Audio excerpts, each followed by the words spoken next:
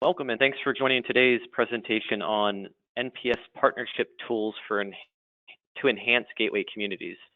My name is Brian Fainer and I'm with the National Park Service and help support our Connected Conservation effort. The Connected Conservation webinar series focuses on how NPS staff and partners can use various tools and strategies to conserve NPS resources at the landscape level. Working with gateway communities outside parks is critical to landscape scale conservation. As such, our webinar series is exploring the numerous opportunities to partner with communities to further conservation. You can register for future webinars in our series and view past recordings by going to the Network for Landscape Conservation website. And on that site, we have a page dedicated to our webinar series. There's a link to that website in the chat box. We will post a recording of today's webinar at that website and on YouTube following the presentation. And throughout the presentation, feel free to plug in questions into the questions box. We'll look at everyone's questions following the presentation. And as a reminder, our webinar series is open to federal and state agencies, NGOs, and other conservation partners, so feel free to invite your colleagues to future webinars. Today we have two presenters with us.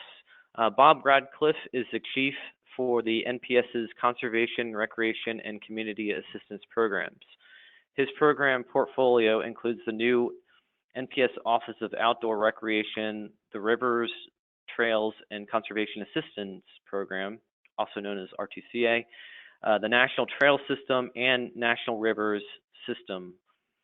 Previously, Bob served for 24 years at the Bureau of Land Management in a variety of field and national leadership roles. And he spent much of his career promoting sustainable recreation and tourism on parks and public lands. Donny Ledbetter is the Tourism Program Manager for the Park Service, where he advocates for and facilitates coordination and collaboration with the travel and tourism sector in support of responsible tourism that benefits parks, visitors, and communities.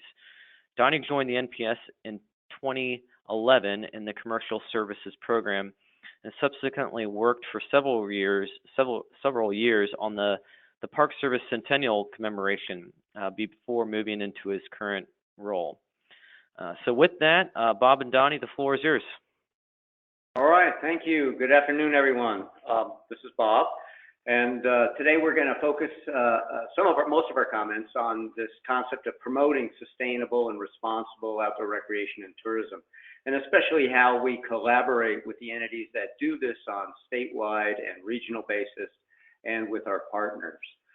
So I'll start first for about 15 or 20 minutes, and then Donny will have the second half of the show, and then we'll have questions and answers that we'll be happy to respond to. As you know, all of us understand that the Park Service has this very interesting balancing act that we have to do between the protection of resources and the conservation of our parks in special areas, but also inviting and wanting the public to enjoy and appreciate these lands. And this is, of course, our ongoing dilemma, right? And so one of the things that we have really begun to focus on, I think, in the last few decades is this concept of human use and the human dimension of natural resource management, similar to the way we've done natural resources in large conservation landscapes. You know, our mission is to balance this use with resource protection. So we will use terms during today's talk about sustainability and responsible use. What we're talking about, and you won't hear us say too much about appropriate uses of the National Park Service, for example, because that's kind of value laden, right? So what we're really interested in are activities that are compatible with the setting of the park and compliant with the goals of natural resource sustainability and the ability of the resource to provide those kind of quality experiences. So we'll be looking through a human use lens as well as considering the impacts and effects to the natural and cultural resources. A couple of things, you know, we no longer allow, for example, people to catch their weight in fish, like President Calvin Coolidge did in the National Park Service, or drive to the rim, although that would be quite exciting, at the Grand Canyon. And we have in place a lot of rules and regulations and visitor use management strategies and everything to protect the resource. So I wanted to point that out, that over time we have evolved our capabilities and are continuing to grow that as we manage human use on the landscape. We want to emphasize today that visitor management is similar to large landscape conservation, of course, and it involves this coordination with the networking that visitor services provide across all, outside of the Park Service and across all public land agencies and other public sector visitor service providers. And we want to think in terms of collaborating with those entities strategically across jurisdictional boundaries to provide sort of a regional context for visitor use management and tourism into the future. And this is especially important when we're thinking about people and communities and economies all constitute this sort of human use ecosystem in and around our parks. One of the best opportunities we have is to work with these networks. We'll be talking about them here, about offices of recreation and tourism interests and bureaus, to create a collective impact in influencing and supporting sustainable use and responsible use of our national parks. We will need the collective support of these organizations in the long term, and it really requires us to do this outreach and to establish long-term relationships with these organizations. So we'll talk about what some of that ecosystem is here in a minute. I think the primary thing is that we can't do it alone, clearly. And just like large landscape collaboration, we need others who can influence visitors, can inform visitors, can encourage stewardship in recreation activity. Quick overview. We all know that much of the United States is public lands. Maybe we all don't know that about a third of it is, actually, whether it's federal, state, or local. That's unique in the world, that a nation has so much public land set aside for the use of everyone. Collectively, we're not sure, but we think it's about 1 billion visitors a year to national parks and public lands across the spectrum. The little wheel there shows all the 8 federal agencies that manage lands or recreation resources around the country. So when we're talking about our networks, and where we fit, I want you to think about in terms of what niche and role that the Park Service plays in concert with these other entities in providing assets that are for both urban and rural areas, that provide economic and health and education and livability values, as well as environmental sustainability and functionality of ecosystems. And think in terms of also a resiliency and vibrancy. Sometimes we talk about this in the social context. It's like a community's resiliency is how well it responds to stress and change, the same as it is for natural resources. But parks can play a huge role in helping communities have greater resilience, whether that's from environmental change or economic or social demands and concerns. And similarly, thinking in terms of a community's vibrancy, especially with our gateway communities, are so reliant on our parks and our natural resources, and oftentimes our parks are sort of the anchor store in the natural resource realm from a tourism perspective for these communities. So it's not just the tourism economy; it's how these communities benefit from having a park either near them or within their city boundaries, and how that contributes to the quality of life, the reason that people live there, the health of the community, and all those other things. So beginning to think in terms of what our parks can do for our communities, as well as what the communities can do for the stewardship of our parks. It's a little bit of a paradigm shift. Also, a larger overview, and because we'll be talking about it a lot today, is economic benefits of recreation and nature-based tourism specifically. And many of you know or have seen the Bureau of Economic Analysis study that shows that 2.2% of the nation's entire GDP is related to outdoor recreation and tourism to our not only our parks, but all the other public lands as well, and natural and cultural resources. So this is huge, you know, and this is bigger, of course, than oil and gas or mining or prescription drug sectors of the nation's economy. So that study in and of itself did more to help a paradigm shift occur. It's fundamentally changed the way policy and decision makers think about parks and recreation.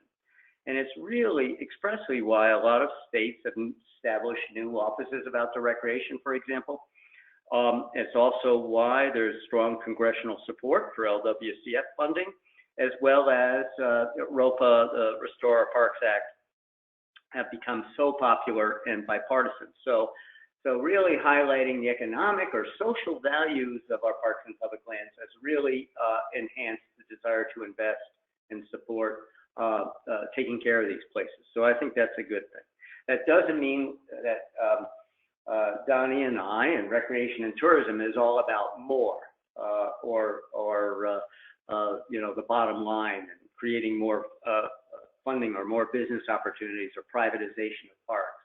That's not what we're talking about today. We're really focused on why and how these sectors and interests can influence policy and increase investment in our parks and conservation work. We're also want to highlight the fact that there's tools like this that are out there, these recreation economic studies, health studies, and other things that can, including the economic profile system that Headwaters Economics has developed to understand sort of that ecosystem and what it means and what is the economy of a particular area, what are the demographics of a particular area, what are the health needs of a particular community, and so forth. And that can inform our decision making and help us be more value added to those regional and local communities of interest. Another overview is the Park Service. A lot of folks, both inside and outside of the Park Service, think of it as the 419 sites, I think is what we have now, units of the system. 62 are parks in nearly 85 million acres.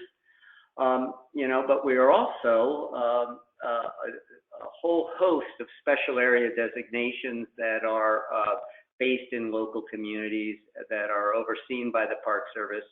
And our programs, too, span every state in the nation, and the Park Service has had a role of enhancing the recreation and tourism and cultural and natural resource values of every county in the United States. And that's an amazing statistic when you think about it, of how the Park Service in its entirety has helped support communities across the United States and advance the benefits of both economic benefits of tourism, but also things like health and community wellness as well.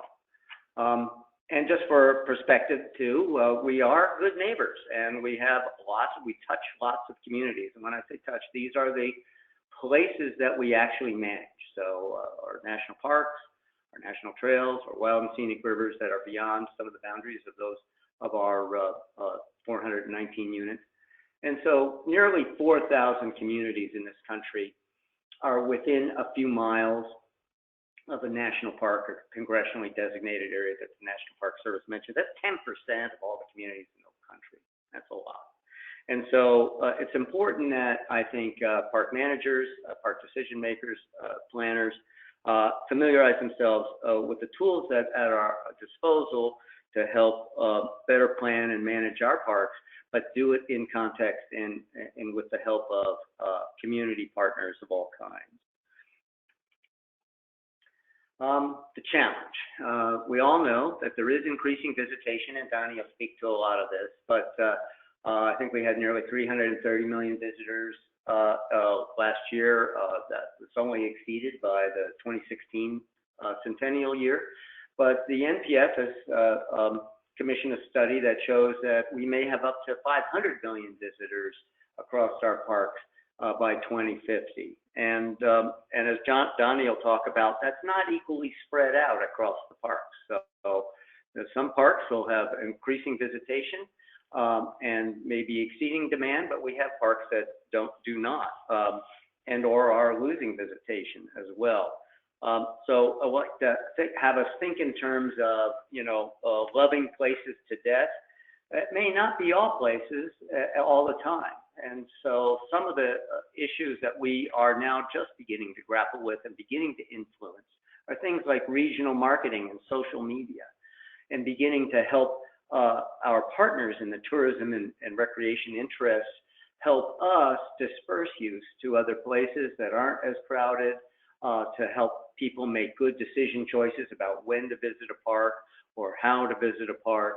So all of this is evolving, and I think we do have opportunities to improve how we communicate with these networks of people, who include tourism marketing on a statewide or international scale and so forth.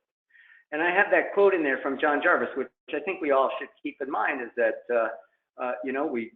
being popular is great. And he said, we'll take crowding over apathy any day. And I think that's really important to remember, is that people want to do the right thing. They want to love their parks.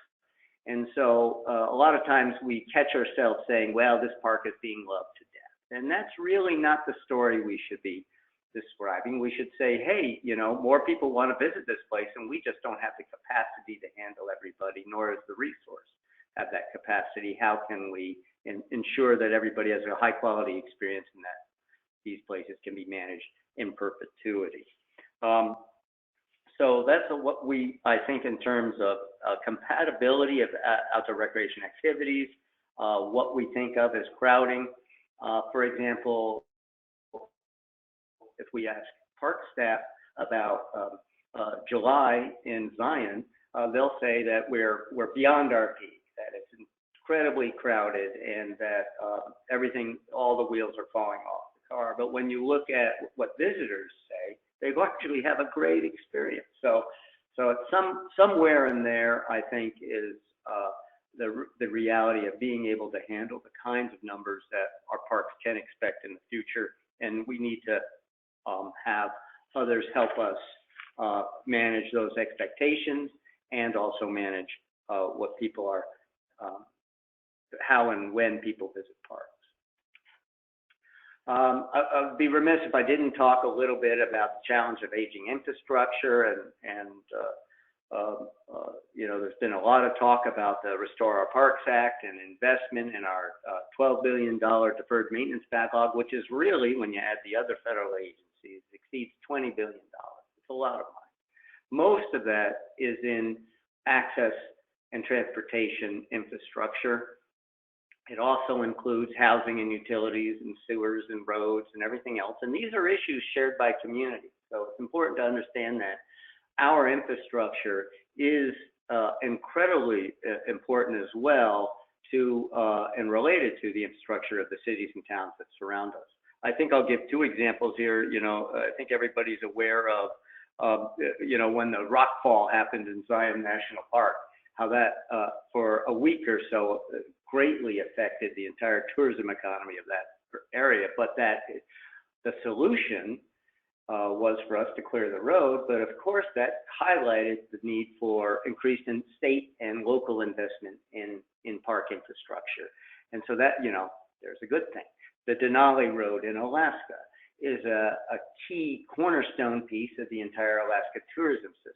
So why should it only be the Park Service concern to fix that road, or Park Service investment to fix that road? I think we're making stronger cases for investment from outside of the Park Service to support the infrastructure that is the underpinning for the regional economy.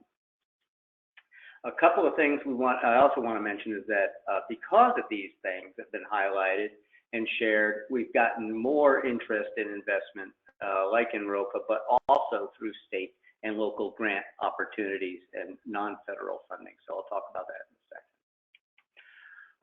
Couple of tips. So some trends we're seeing across the nation in sustainably managing parks and recreation resources. We want to help encourage both our parks and our partners to work in these collaborative networks. And that includes these state offices of outdoor recreation, these offices of tourism, state parks. Every state has a statewide comprehensive outdoor recreation plan, for example. Those are the kinds of things that we should be looking at to influence, but also to gain support for assistance in managing our parks.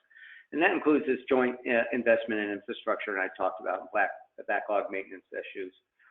There's been an increase across the Park Service with parks utilizing resources outside of the appropriated dollars we receive. And this is really important as how we leverage those external funding opportunities and how we access that. And I'll talk about that in a second. Coordinated visitor use management across regions becomes a fundamental aspect of what a lot of these tourism offices can help us with, as well as in outdoor recreation interests. They can help us strategically inform visitors, as I had mentioned, pre-trip information and so forth about their decisions about where and when to visit, and also focus on the quality and also understanding our niche and role in providing visitor services. We don't have to accommodate everybody, nor should we. And other agencies can step up, and other organizations can step up to take on some of that, and are willing and interested to take on some of that visitation. So shared strategic marketing across states or regions becomes really important. One example I'll use is Utah. During the Centennial, they had the Road to the Mighty Five. At the same time, we had the Centennial marketing, and visitation was huge. And the response was overwhelming for some of our Utah parks. Since then, Utah has focused on emphasizing, both internationally and domestically, travel to their state, but visiting those less visited places. And that has helped reduce the peak demand. And then aligning technical and financial stewardship for parks in concert with regions. I think Colorado is a great example. The Get Outdoors Colorado Fund really has helped invest in trails that lead to parks and infrastructure inside some of our parks or with our park partners or our programs. So Donny will talk about this, but one major trend that we've seen is that in the tourism industry and outdoor recreation to some extent, that there's been this emphasis from fundamental shift from destination marketing to destination management and stewardship. So right now, tourism organizations spend about 93% of their funding on marketing promotion, but we're seeing that be reinvested in communities on regional scale. So where a percentage of the head and bed tax is being now turned to taking care of place and the places, the special places we manage. NPS guidance and strategies, as many of you may know, the director has asked that our leadership and that we move towards an NPS Next strategic framework where we look to getting assistance from outside our parks and our programs to help us manage our parks better. So that's improving relationships, that's working with the private sector from business services to concessions to guides and outfitters and so forth.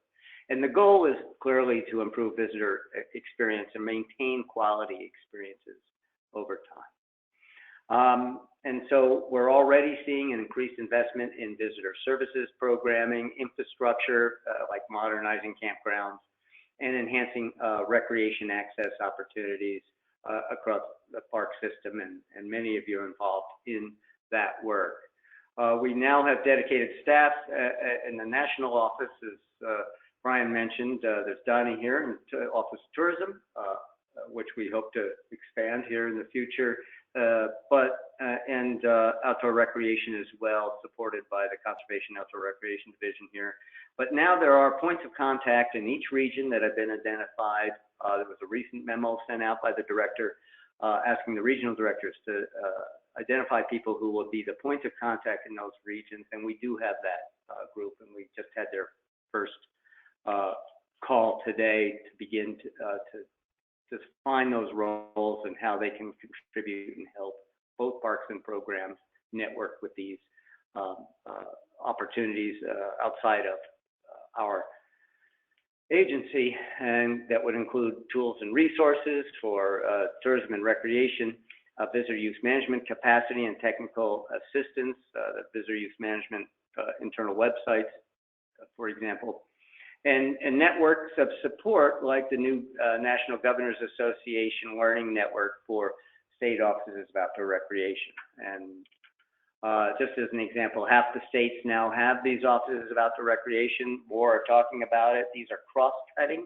They work with economic development, they work with health, they work with stewardship interests, public lands. So it's an opportunity for the Park Service to expand its network and to get the help of others to do our work and help us with our park management.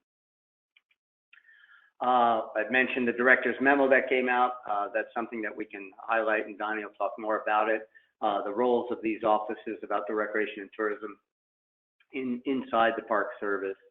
Our leadership has identified the need for this work and how it can assist parks and park superintendents and decision makers and planners as we move forward. We recently conducted a national outdoor recreation assessment of our parks for opportunities and barriers. And we have highlighted it in a Recreation 100 document to highlight these innovative park practices where we are working, oftentimes with partners. I talked about the modernizing campgrounds and updating policies to improve visitor services.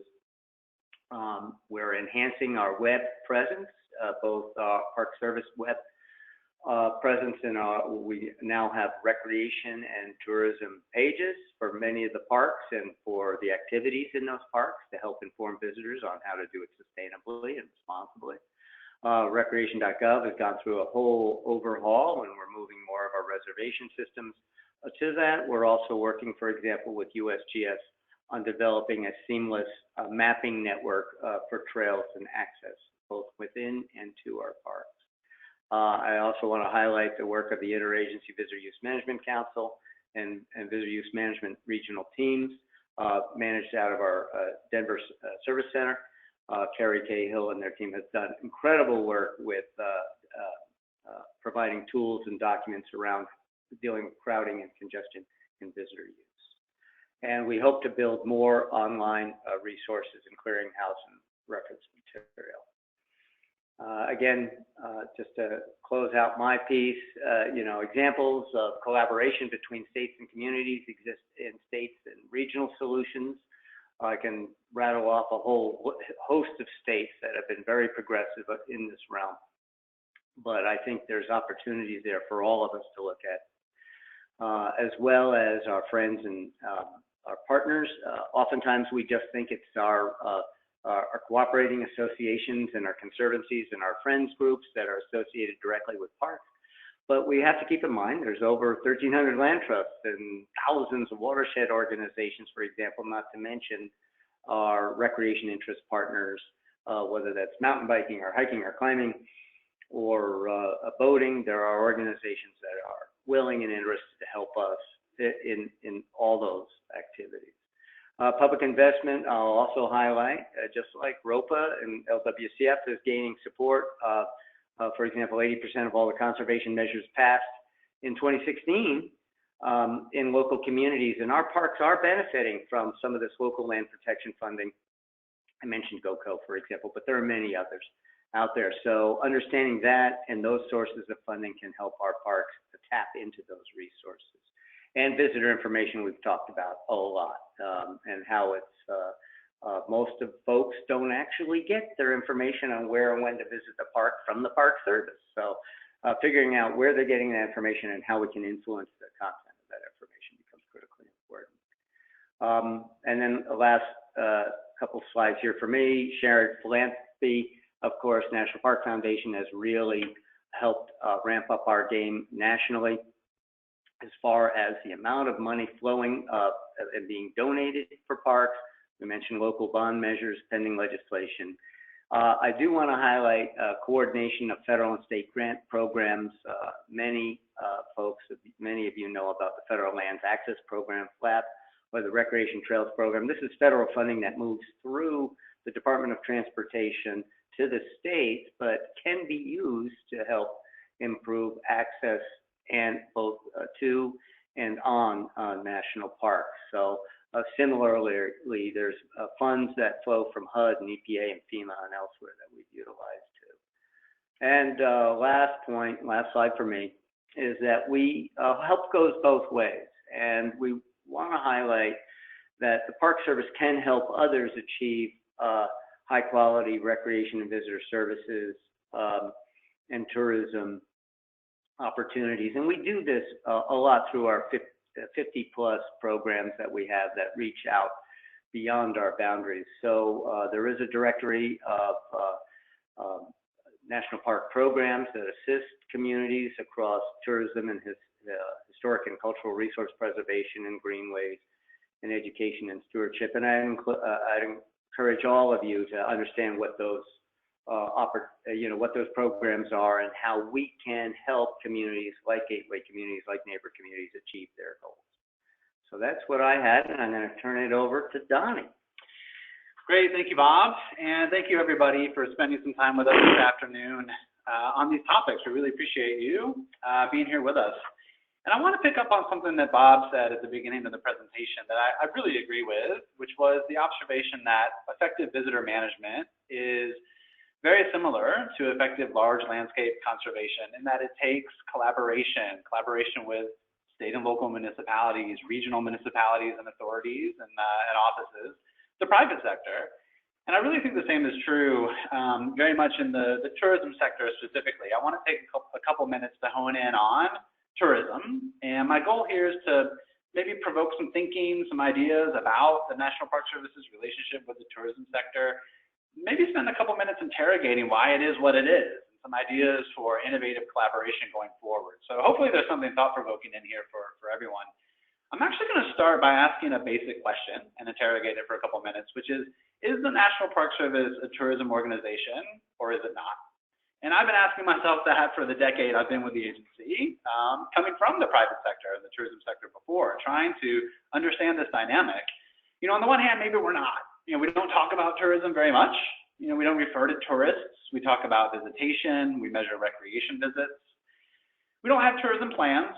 You know, we have a portfolio of numerous other, robust and excellent and thorough plans, but we don't have anything that's discretely a tourism plan.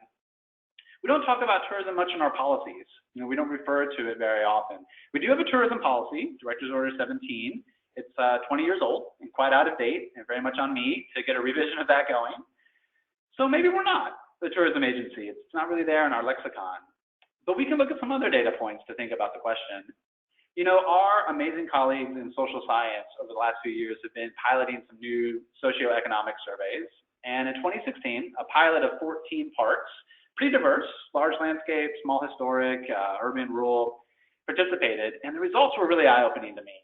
One thing that caught my eye was that on average, of the survey respondents, over 80% were from outside the local area as defined by the park. Over 80% were tourists engaging in tourism. For 12 out of 14 of those parks, the majority of the survey respondents were tourists, were from outside the local area. You know, of course, that ratio is going to be different for unit to unit, park to park, but it was quite eye-opening, and I think an important statistic for a large number of our units. Certainly international visitation, overseas and international visitors to the United States visiting national parks is a critically important motivator for them. Over a third of them say that they do. Of course, domestic tourism is orders of magnitude larger than international tourism, and for many domestic travelers, going to national parks is an important motivator. There's some challenges this year, of course, and at the moment, but generally speaking. And of course, every year the travel and tourism sector spends billions of dollars, or at least hundreds of millions of dollars, promoting, marketing, advertising, messaging, packaging, selling, guiding park experiences. To me, it's a no-brainer. Absolutely, the Park Service is a tourism organization. Now, we're not just a tourism organization, of course. We're many other things as well, but we are a part of the travel and tourism sector. And I want to interrogate that a little more, why our relationship is the way it is. One of the possible reasons, I think, is incentives. It is true for a lot of the history of the travel sector, state and local tourism offices, the private sector, a lot of their activity is focused on consumer research, marketing research, product and experience development, targeted marketing and promotion, a lexicon that isn't really our lexicon. We're not really that familiar with it because we're lucky. In this country, we have decided together to fund conservation, and over 85% of our central operating budget is from taxpayers. We have a couple of revenue sources, and of course, we're always looking to other resources and avenues of funding to support our work. But generally speaking, we don't have certain thresholds of visitation or revenue thresholds we've been looking to hit, like a lot of the travel and tourism sector may do. So again, just kind of a different lexicon, a different prism through which we're seeing these things. But that is changing, and that's going to be the thesis of the rest of the presentation today. Maybe another important reason, important and influential conservationists and environmentalists over the years have really had bad things to say about tourism, industrial tourism, and the dangers of it.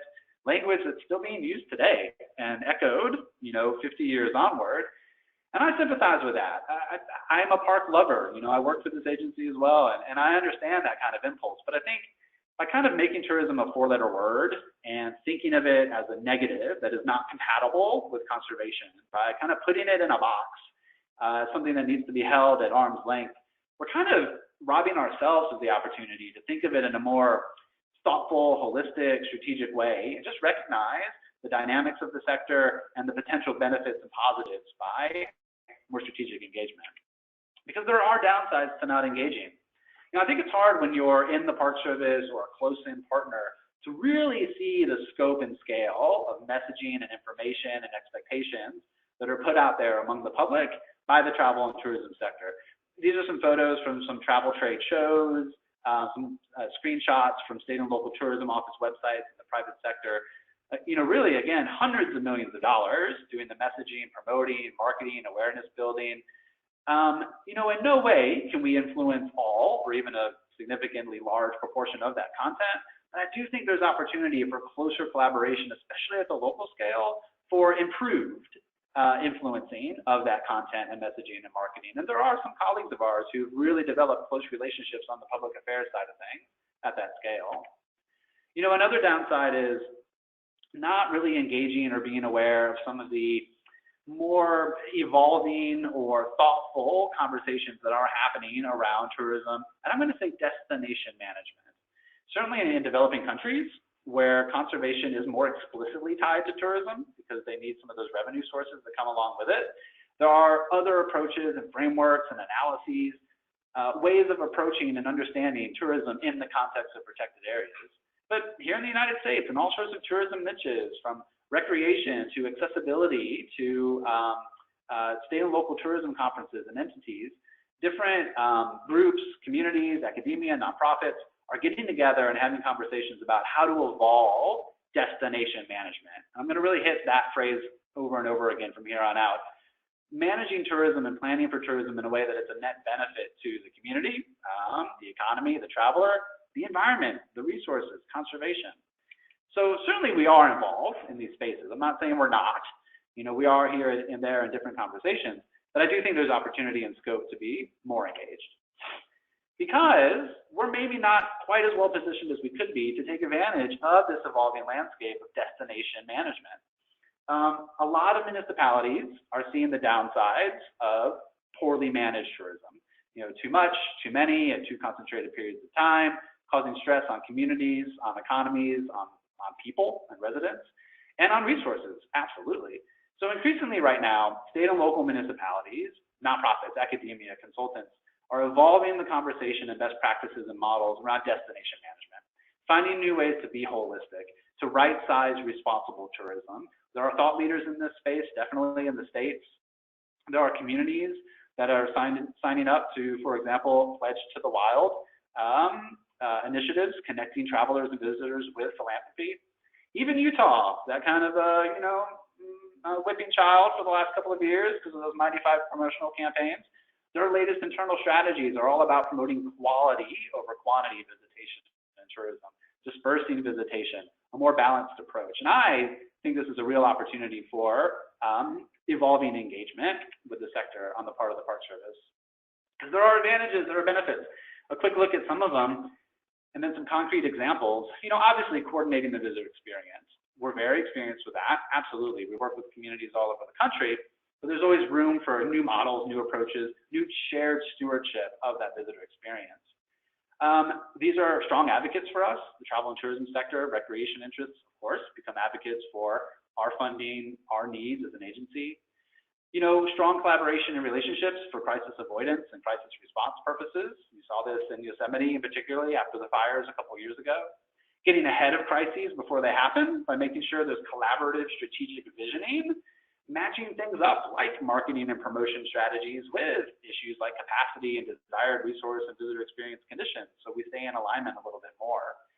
I firmly feel that if we're operating in a good unison in terms of the visitor experience at that scale, it's easier for that to be cohesive and aligned with large landscape conservation at that scale, connecting visitors and tourists with philanthropy and philanthropic opportunities. And a few quick concrete examples. In Yosemite, our colleague Scott Gedeman has for many years cultivated strong relationships with the gateway communities, often through the prism of tourism. They get together under the aegis of the Yosemite Gateway Partners to talk about issues at scale, visitor experience, transportation, employee housing, crisis management and response, so on and so forth. A smaller example, Valley Forge. The local tourism office so values their relationship with the park. They have an annual rev run, a marathon day, to raise money for the park. That's remarkable to me. The local tourism office raising money to give to the park to help address its needs. We have a strong advocate in the Southeast. There's a regional nonprofit, the Southeast Tourism Society. They're strong advocates for us and for our programs, both on Capitol Hill and in governor's offices. So a couple of concrete examples, and there are many more across the system.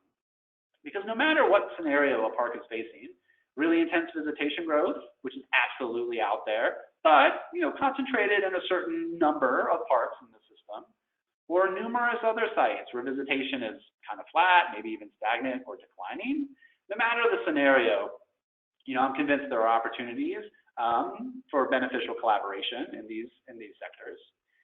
Because, to echo something we've hit on a couple times here, the shared stewardship, the imperative for shared stewardship is only going to become more so going forward. This scenario of our employees, the total FTEs we have at our disposal is, challenging and probably likely to remain so. And it does take time and resources to cultivate partnerships. But in the long run, that it increases our capabilities, again, for that shared stewardship approach. And in the long run, ultimately allows us all to meet mutually, agreed upon benefits and goals and objectives. So to finish up, and let's leave some time for questions and comments. My message today is not for the Park Service to become a tourism organization, but for tourism to be part of that toolkit, to recognize, yeah, we're a tourism organization. We're heavily influential on the travel and tourism sector, and it is on us. So we have myriad partners in all sorts of disciplines and sectors. How can we see tourism as being alongside those others and be part of that toolbox that goes in the mix of how we approach our work? I think this is actually work that belongs to everybody, no matter your job series, where you are, your discipline. We're all cutting, these are issues that cut across, the agency in whole. How can we cultivate relationships with those local entities, academia, nonprofits, and tourism and recreation? There are digital resources out there, both ours internally and others, that we need to cultivate and make more visible. That'll be a little bit of the work this regional cadre of liaisons will be doing. How can we have more consistent NPS presence at meetings, conferences, and forums? To me, that's a real low-hanging fruit, especially in the tourism sector, that we could be more engaged with. Bob mentioned the regional support and the regional component of this. We do have now a community of practice, regional liaisons and points of contact for tourism and recreation issues that we're going to be working together to cultivate this, figure out what that community of practice looks like, that information is out there, connections are being made, models and research and initiatives and trends are being shared, so there's greater connectivity as we're trying to figure out how to operate at this scale. So let me finish just on a slide of resources, and we'll take time for questions and comments. There are some digital platforms already for recreation and tourism set up, as well as some other partners and other communities of practice in the agency. Just a note, we all know we made that conversion from Google Sites to SharePoint recently, so there needs to be some cleaning up of the SharePoint sites, but they are out there, and these are spaces we'll be working going forward to develop more tools, more resources. All right, thank you so much for being with us this afternoon. We've got 15 minutes for Q&A, comments, and we hope this provokes some thinking and some feedback. So we'd love to hear your questions. Awesome. Thank you so much, Bob and Donny. All right. Again, folks, if you have questions, feel free to type them into the questions tab. And let's get started here. So here's the first question. How resilient is the outdoor recreation industry in times of economic downturn? That's a great question, and well, we'll see, right? You know, coronavirus and all. But I think what was most interesting is that the recreation industry actually sustained and grew during the last recession, for example, and the BEA noted that. It's in a lot of our communities and in a lot of the places that the Park Service is, we're an important component of the recreation. When we talk about recreation industry, it's the buying and selling of things that people use outdoors. It's long distance and it's tourism, but it's also the way people live. You know, I don't think people stop walking on the C&O Canal during economic downturns, for example, or jogging in Gateway Park or wherever. So one of the most resilient aspects of our economy is the outdoor recreation industry, and that's not lost on a lot of the decision makers. So that's a great question. It's much more resilient and sort of can handle economic downturns across the world, and this is not just here. Great. Okay, here's another question. Who in the National Park Service coordinates with the 1,300 land trusts across the nation? Is there a primary contact? That's a great question. Traditionally, a lot of RTCA and our community programs have been engaged in the Land Trust Alliance, for example. A lot of our national trails, too, span large distances that involve, I think, the Appalachian Trail, for example, has over 130 land trusts that have been identified and that they collaborate with on that kind of a scale. That said, traditionally, not many people have gone and networked with the Land Trust Alliance or attended it. It's been Bill Shaddix and his group and the Land and Water Conservation Fund from the federal side. Joel Lynch and others have been involved somewhat on the state side. But we definitely should have a stronger relationship with land trusts. And many of our parks have relationships, of course, and even some of our park partners are indeed land trusts that actually acquire land and manage land. So, you know, we should do more of it because one of the last efforts, and this is something I'll point you towards, is the Protected Area Database of the United States actually mapped all the privately held conservation lands in the country, and it's a significant percentage. I can't remember what it is, but that's easily viewable on the USGS website. So please email me if you're interested in you know, working more closely with the Land Trust Alliance and others. Great. Here's another one. Does interpretation play a role in any of the messaging marketing strategies? Oh, that's a great question. Well, yes. I mean, absolutely, of course. I think the way that looks probably depends on the dynamics, the local dynamics. I'll share an example of a colleague of ours that was really illustrative to me. Our colleague Jessica Farrakane is the public affairs lead at Hawaii Volcanoes. Now, she used to work for the island's tourism office.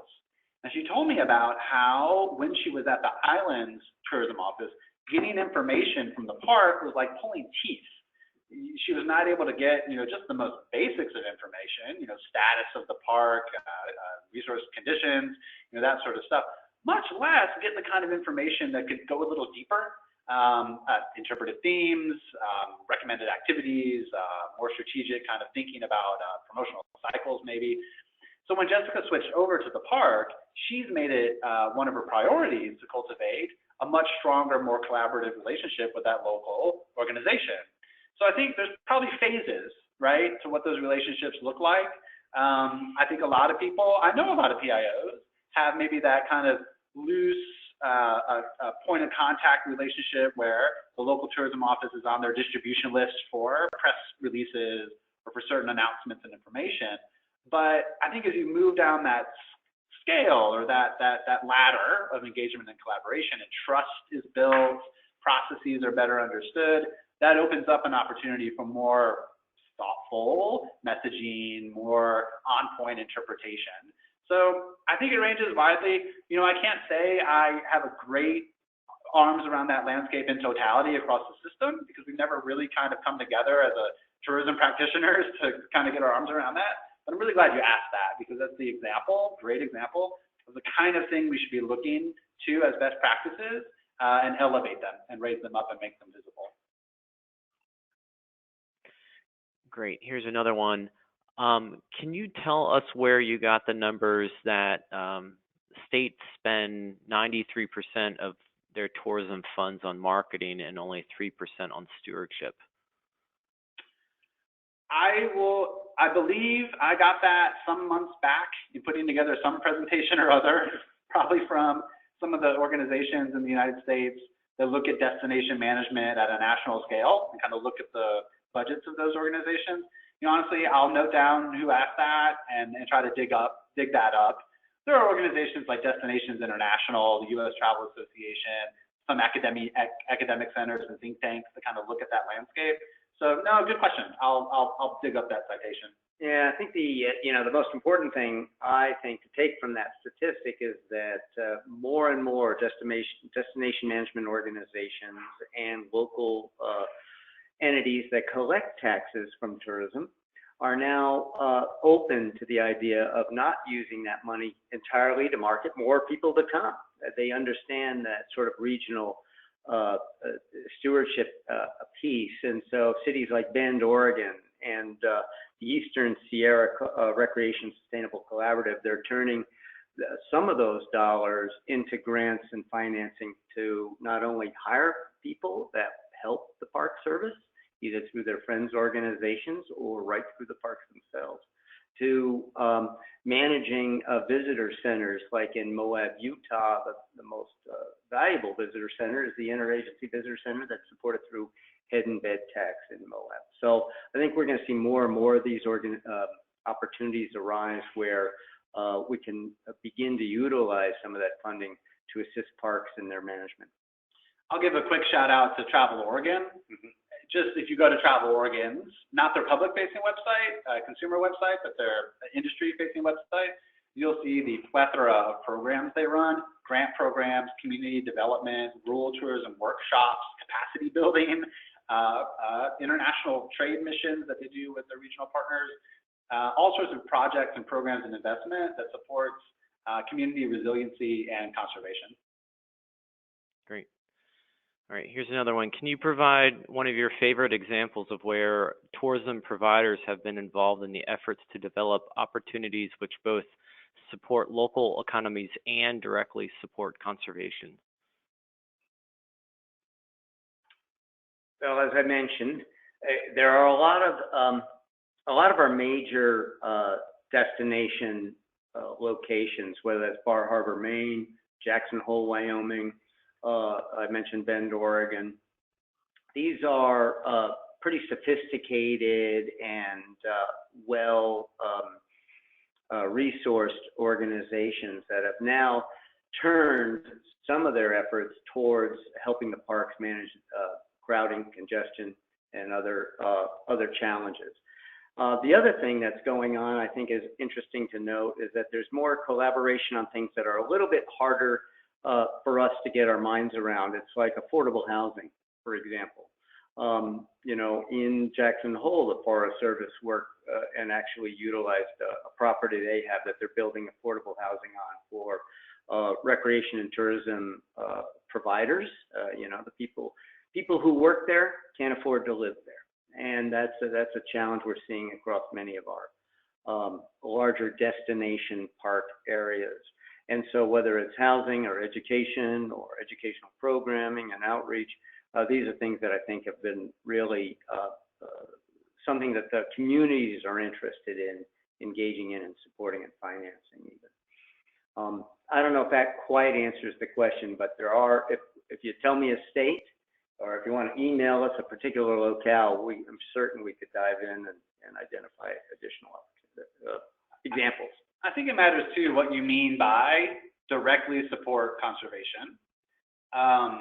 There are all sorts of processes through which the tourism and recreation economies, quote unquote, support conservation. So whether an individual recreation provider, a guiding company donates or channels a proportion of its revenue or net profit, you know, directly to conservation through, you know, land trusts or conservation trails groups, whatever it might be, versus the role of the DMO or the local community. Again, like Bob had mentioned, harvesting those those bed taxes towards community investment in landscape scale conservation, corridor restoration, et cetera, et cetera.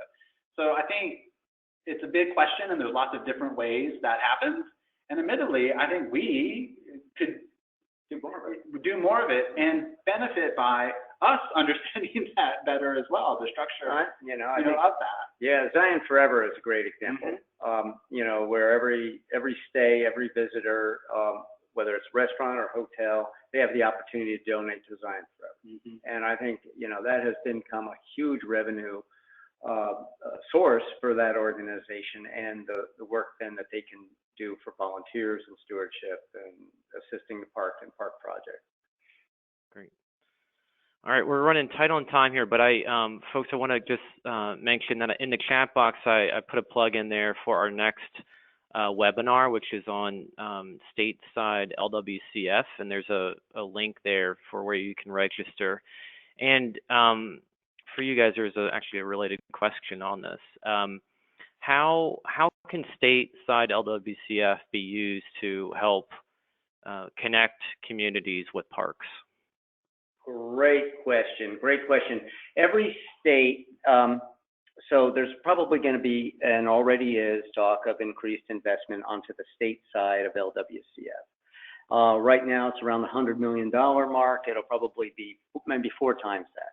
Each state prioritizes the acquisitions that they utilize that federal funding for, and there's a process for that within every state. I think it's on us to engage in that and to influence local communities and local park and recreation interests in identifying those areas that are priorities. And whether that's a connecting trail or a buffer acquisition to an existing park that would be owned and operated by the state, these are important opportunities for us and we shouldn't miss them. So just, you'll have to engage in each state's process for identifying prioritization of acquisitions for their LWCF funding. That said, many states also have their own acquisition programs and green space programs, and local communities do as well, and regions. So it's not just the federal LWCF stateside, it's this sort of whole list of funding opportunities that exist both on a regional, state, and a local scale that the Park Service should be aware of, because we can influence how they prioritize that spending.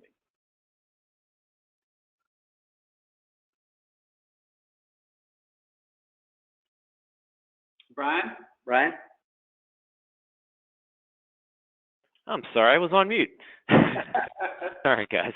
Well, I was just saying thank you, Donny and Bob. Awesome presentation. You guys covered a lot of ground and really laid it out there for all the ways that we can better partner with communities outside parks. So we couldn't really do this focus on how to partner with communities that we're doing for Connected Conservation without you guys. So, because we bring something to the table, so thank you for presenting. And again, folks, the next webinar in our series is on March 25 at 3 o'clock Eastern Time. And again, that's on using stateside LWCF grants to improve outdoor recreation opportunities. And we'll have a team of Park Service folks presenting on how local communities and states can apply for money under that program.